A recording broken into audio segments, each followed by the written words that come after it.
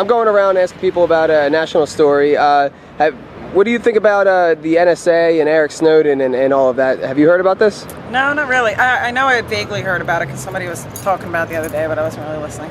Gotcha. Well, basically, Eric Snowden is somebody who worked for the NSA or the National Security Agency, and he came across some information of a program that the NSA was using called PRISM, which is basically something that they're using, a program that they're using through which they are cooperating with the 9 largest internet companies in the world, like Yahoo and Google and things like that, to, without warrant or anything like that, collect information on all of their customers.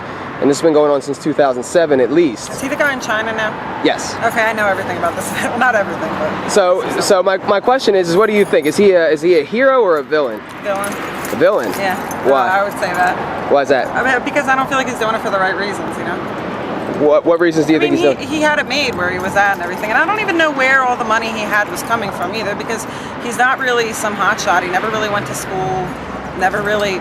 I don't know where he's getting his money and everything, and I feel like the reason he's doing it is to cover his own ass, because he's trying to hide something, honestly. Well... And whether or not, you know, what he's doing is right or wrong, I feel like his intentions are wrong. Well, I mean, whether I don't know the guy, so I don't know, but I mean, don't you think it's kind of a shame that somebody who lets people know what's going on with their own government has to flee the country to, you know, to avoid charges? I agree with. I just think that his intentions are wrong. I think his intentions are because he is hiding something. So what about the information itself, though? Like, what about, you know, the fact that basically all of our, you know, private emails and text messages... See, I don't know. That's always been a touchy subject and everything, because constitutionally, you know, the amendment says you can't really do that, but at the same time there are a lot of things that they can't tell us and things that they're doing that they can't tell us for our own safety. But I don't know where you draw the line with that. Well, where do rights come from? What do you mean? Where do our rights come from? Like, do rights come from the government? Some of them. I mean, I guess you could say they're laws, but they're not necessarily your rights. Well, I thought that rights were either naturally, like, from the virtue of our humanity or from God or whatever you want to call it. Yeah, but that would be culturally different from, you know, person to person. So my point being is that they're inherent. So if they're inherent, how does any other person or group of people have the right to take them away from me and spy on me, even though I've done nothing wrong, and have no reason to suspect that I've done anything wrong? I agree. Like I said, I think that it would be culturally different from person to person. That would just open a whole Pandora's box if you were to say that it's not okay for these people. But there are some situations where that is okay, you know?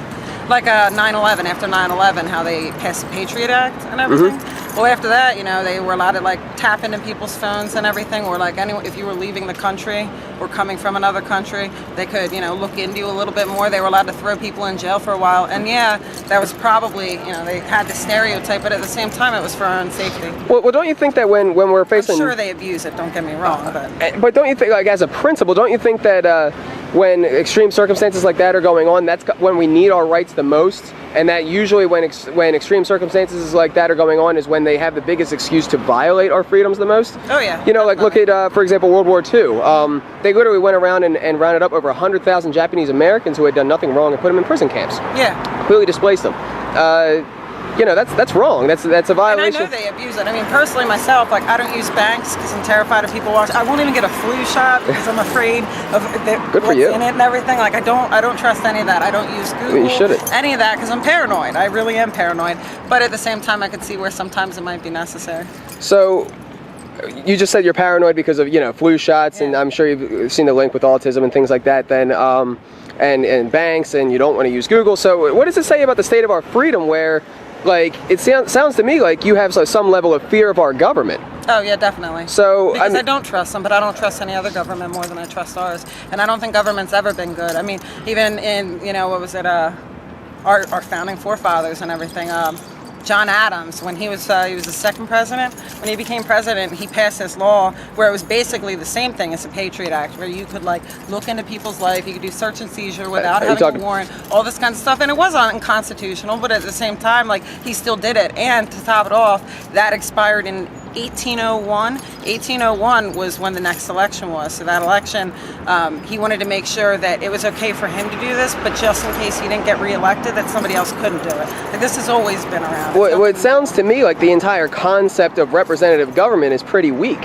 You know, like is that like the government doesn't actually, you know, once you have a monopoly on force the way that the government does, and a monopoly small group of people saying I'm going to call the shots, and then I have, you know, my enforcers, whether it's the police or whatever agency, to carry out my will and enforce my will, that it's inherent that any government will be in violation of our rights. I hate being so pessimistic, but how could it ever be anyway? Like, it never has been in the past. I mean, there's small little cultures and everything in tribes, you know, maybe in little Africa, but they've never been big. Like, that, you know, any of the, I don't know if you'd want to call it successful, you know, civilizations that have been up and coming. It's always been this way. I mean, there's always been war, there's always been violations of rights, and there's always been corruption. It's nothing new. Have private citizens ever declared war? Like, can you name one time in history where it wasn't a government declaring war against another government? It was rebellions. Rebellions, you could say that, definitely. Well, that's usually people saying we're not free enough. Revolutions, I mean, that is the people. And that's people saying we're not free enough from our own government or whatever governance is over us, and we want to be freer. So, and that kind of comes back to my original point of that the concept of government itself seems to be inherently violent and a violation of rights. Yeah.